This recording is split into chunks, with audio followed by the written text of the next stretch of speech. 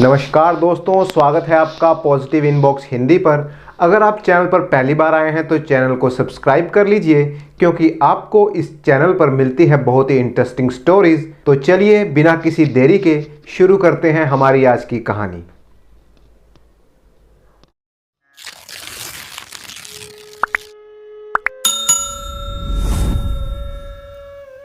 किशनगढ़ गांव में 4 साल से बारिश की एक बूंद तक नहीं गिरी थी। सभी बड़े परेशान थे। हरिया भी अपने बीबी बच्चों के साथ जैसे तैसे समय काट रहा था। एक दिन बहुत परेशान होकर वो बोला, अरे ओ मुन्नी की माँ, जरा बच्चों को लेकर पूजा घर में तो आओ। बच्चों की माँ 6 साल की मुन्नी और 4 साल के राजू को लेकर पूजा घर में पहुंची। हरिया हाथ जोड़कर भगवान के सामने बैठा था।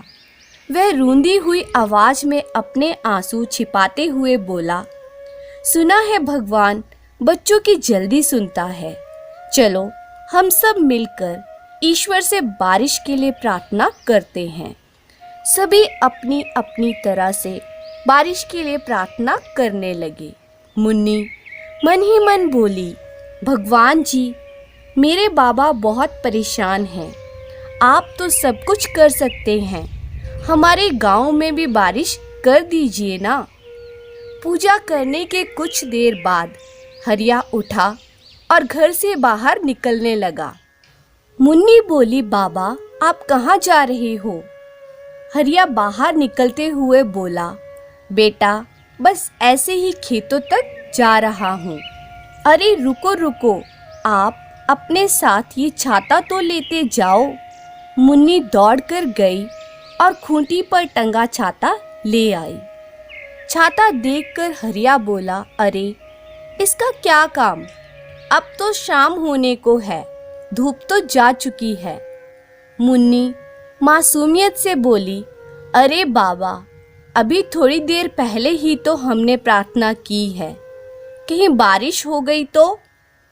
मुन्नी का जवाब सुन हरिया स्तब्ध रह गया। कभी वो आसमान की तरफ देखता तो कभी अपने बिटिया के भोले चेहरे की तरफ। उसी क्षण उसने महसूस किया कि कोई आवाज़ उससे कह रही है, प्रार्थना करना अच्छा है, लेकिन उससे भी ज़रूरी है इस बात में यकीन रखना कि तुम्हारी प्रार्थना सुनी जाएगी और फिर उसी के मुताबिक काम करना। हरिया ने फौरन अपनी बिटिया को गोद में उठा लिया, उसके माथे को चूमा और छाता अपने हाथ में घुमाते हुए आगे बढ़ गया। दोस्तों, हम सभी प्रार्थना करते हैं। अगर आप प्रार्थना को सही मायने में सफल होते देखना चाहते हैं तो ईश्वर में विश्वास रखें और ऐसे एक्ट करें मानो आपकी प्रार्थना सुनी ही जाने वाली हो। धन्यवाद। एक बार एक संत अपने शिष्य को ज्ञान भक्ति का प्रवचन दे रहे थे।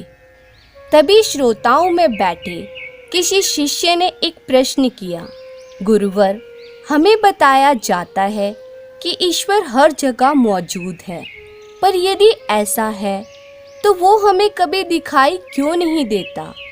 हम कैसे मान लें कि वो सचमुच है, और यदि वो है तो हम उसे कैसे प्राप्त कर सकते हैं? संत मुस्कुराए और एक शिष्य को पानी का लोटा और थोड़ा सा नमक लाने का आदेश दिया। शिष्य तुरंत दोनों चीजें लेकर आ गया।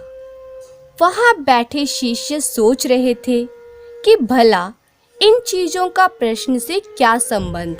तभी संत ने पुनः उस शिष्य को कहा, पुत्र, तुम नमक को लोटे में डालकर मिला दो। शिष्य ने ठीक वैसा ही किया। संत बोले, बताइए, क्या इस पानी में किसी को नमक दिखाई दे रहा है? सबने नहीं में सिर हिला दिया। संत ने पूछा, अब कोई जरा इसे चख कर देखे, क्या चखने पर नमक का स्वाद आ रहा है? एक शिष्य पानी चखते हुए बोला, हाँ, इसमें नमक का स्वाद तो आ रहा है। संत ने निर्देश दिया, अच्छा अब जरा इस पानी को कुछ देर उबालो। कुछ देर तक पानी उबलता रहा और जब सारा पानी भाप बनकर उड़ गया तो संत ने पुनः शिष्यों को लोटे में देखने को कहा और पूछा, क्या अब आपको इसमें कुछ दिखाई दे रहा है? एक शिष्य बोला, जी हाँ, हमें इसमें नमक के कण दिख रहे हैं। संत मुस्कुराए और समझाते हुए बोले, जिस प्रकार तुम पानी में नमक का स्वाद तो अनुभव कर पा रहे थे पर उसे देख नहीं पा रहे थे, उसी प्रकार इस जग में तुम्हें ईश्वर हर जगह दिखाई नहीं देता पर तुम उसे अनुभव कर सकते हो। और जिस तरह अग्नि के ताप से पानी भाप बनकर उड़ गया और नमक दिखाई देने लगा, उसी प्रकार तुम भक्ति, ध्यान और सत्कर्म द्वारा अपने विकारों का अंत कर भगवान को प्राप्त कर सकते हो। धन्यवाद।